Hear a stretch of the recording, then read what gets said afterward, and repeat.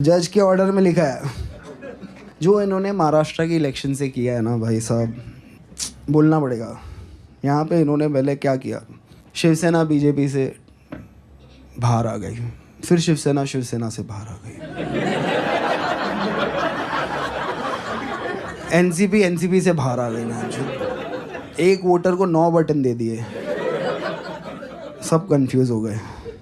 चालू एक जन ने किया था, वो मुंबई में एक बहुत बढ़िया डिस्ट्रिक्ट है थाने, वहाँ से आते हैं। थाने की रिक्शा, चेहरे पे दाढ़ी, आंखों में चश्मा, हाय। थाने की रिक्शा, चेहरे पे दाढ़ी, आंखों में चश्मा, हाय। एक झलक दिखलाए कभी गुवाहाटी में छुप जाए, मेरी नजर से तुम देखो गद्दार नजर वो आए। थाने की रिक्शा, चेहरे पे दाढ़ी, आंखों पे चश्मा, हाय।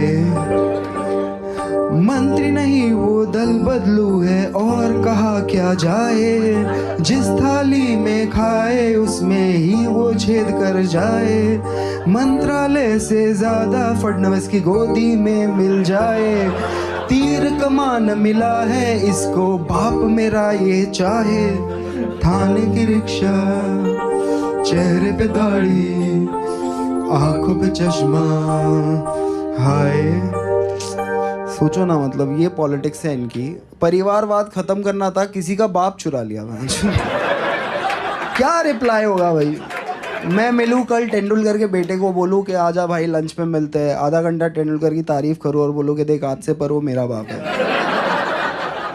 तू ढूंढ ले कोई on the way. Comedian Kunal Kamra की महाराष्ट्र के डिप्टी सीएम एकनाथ शिंदे के ऊपर की गई टिप्पणी से सियासी बवंडर खड़ा हो गया है। एकनाथ शिंदे की अगुवाई वाली शिवसेना ने जहां कॉमेडियन के खिलाफ मोर्चा खोल दिया है, तो वहीं बीजेपी ने भी कुणाल कामरा के चेहरे पर कालिक पोतने की अपील कर दी है। दरअसल कॉमेडियन कुणाल कामरा ने महाराष्ट्र की राजनीति और एकनाथ शिंदे के शिवसेना से अलग होने को लेकर एक पैरोडी गीत बनाया है। सच्ची लगे मेलोनी तू मुझे अच्छी लगे, चुतिया बनाना बर्तन बजवाना, चुतिया बनाना बर्तन बजवाना, बस यही मेरा कसूर, गरीबों से मेरा नाता नहीं, ईडी से कोई बच पाता नहीं। तानाजा ओ तानाजा, तानाजा ओ तानाजा। Thank you so much ladies and gentleman. इस गीत में उन्होंने शिंदे का नाम तो नहीं लिया है, लेकिन उन्होंने गद्दार शब्द का इस्तेमाल किया है। उद्धव ठाकरे गुट शिंदे पर हमला बोलने के लिए गद्दार शब्द का इस्तेमाल करता आया है। ऐसे में कुणाल कामरा की टिप्पणी शिंदे के लिए है। ऐसा संदेश जाने के बाद शिवसेना ने कुणाल कामरा का जहां पर कार्यक्रम हुआ था वहां पर तोड़फोड़ करने के बाद कार्रवाई की मांग की है। कुणाल कामरा ने कहा था कि जज के आर्डर में लिखा है जो इन्होंने महाराष्ट्र के इलेक्शन में किया है उसके बारे में तो बोलना पड़ेगा। कामरा ने इसके बाद अपने शो में कहा कि शिवसेना बीजेपी से हार गई, फिर शिवसेना से बाहर आ गई, एनसीपी से बाहर आ गई, एक वोटर को 9 बटन दे दिए, सब कंफ्यूज हो गए। एक चालू जन ने किया था। मुंबई में एक बहुत बढ़िया डिस्ट्रिक्ट है ठाणे, वहाँ से आते हैं। फिर इसके बाद कुणाल कामरा एक म्यूजिक की धुन पर गीत सुनाते हैं। कुणाल की कमाल बात ऐसे है कि मेरे साथ मैंने ट्वीट किया है कल, कुणाल की कमाल है। कुणाल कामरा को मैं अभी से नहीं जानता हूँ, जब वो हमारे पे क्रिटिसाइज करता था तब से मैं जानता हूँ। कुणाल कामरा ने हमारे ऊपर भी इसी प्रकार से टीका टिप्पणी की है। देखिए, मैं मानता हूँ कि एक फ्रीडम ऑफ एक्सप्रेशन है।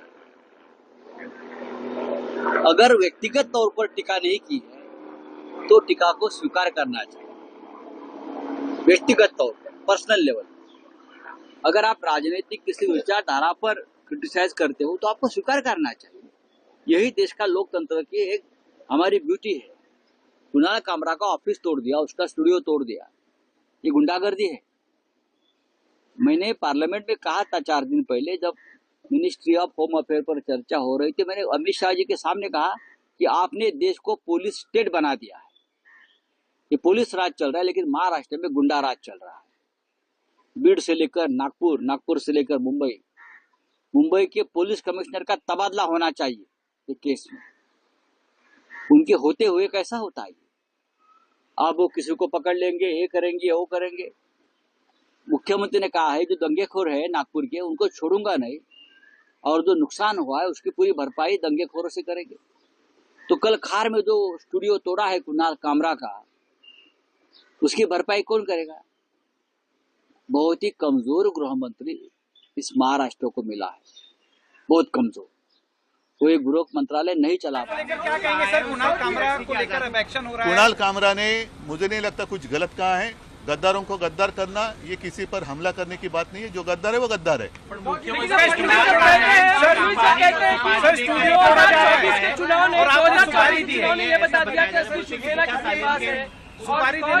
वो छोड़ो, वो नहीं, वो पूरा गाना आप सुन लो, चाहिए तो आपके पास होगा तो बजा कर दिखाओ। उसी गाने का जो अर्थ है वही तो है। सुपारी की बात कही नाही, कुणाल कामरा जे सत्य आहे ती जनभावना बोललेला आहे। आणि असं जर असेल तर तुम्ही सांगा की जो कोणी सत्य बोलेल, सत्यमेव जयते खोडून टाका आणि गद्दारमेव जयते लावा।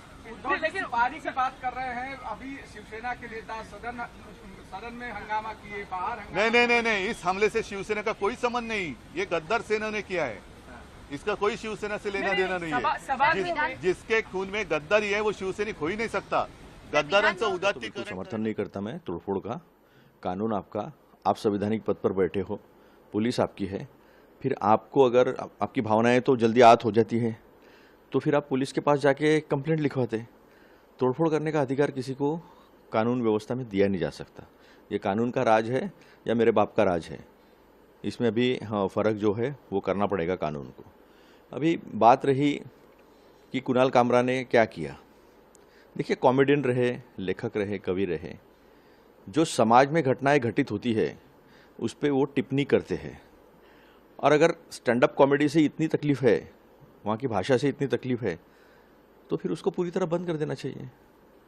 AI भी हमने देखा है, उसके बाद में हमने कुछ और उस तरीके के प्रोग्राम देखे हैं। तो टिप्पणी से इतना डरना क्यों? ये तो फ्रीडम ऑफ स्पीच के खिलाफ है, ये तो संविधान के खिलाफ है।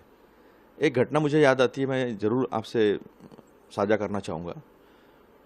पंडित जवाहरलाल नेहरू ने राष्ट्रकवि कवि दिनकर जी जो है उनको खुद राज्यसभा में उन्होंने चयनित किया था, और दिनकर जी ने भरी संसद में नेहरू जी के खिलाफ कड़े शब्दों में कड़ी टिप्पणी की थी। नेहरू जी ने उन्हें जेल में डाला नहीं, नेहरू जी ने उनसे कोई दुश्मनी नहीं निकाली। लोकतंत्र ऐसे बढ़ते बढ़ते लोकतंत्र बना है। इस देश में लोकतंत्र देने का, होने का हमें महसूस कराना पड़ेगा। आपके हाथ में सत्ता है इसलिए मैं किसी की भी गर्दन पकड़ लूँगा, ये ठीक नहीं है।